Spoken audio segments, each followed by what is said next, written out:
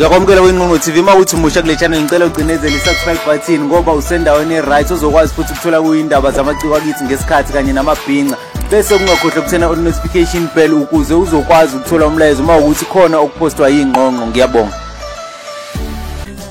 Njengoba besokuthembisile-ke mbukelo wami ukuthi namhlanje ngizokuvezela umDVD obushiwe igcwama elisha mayelana nobufakazi bokuthi usewathenge ngempela amagidangoma kaKhuzani. Kuthiwa nje umshovu uDamane walanda nga-1 by 1 khona lapha esangweni eMdletsheni, kodwa-ke ngithe nje okwamanje angikuvezela ubufakazi bokuthi utekisi elimthathe ngempela igcwama elisha. Wena ungangenzela khona ucindezela i-subscribe button bese uvula on notification bell ukuze ungaphuthelwa uma sengiphethe ubufakazi bokuthi kwanaye uThibela usekhona ngempela kuyigcokama elisha. Nakya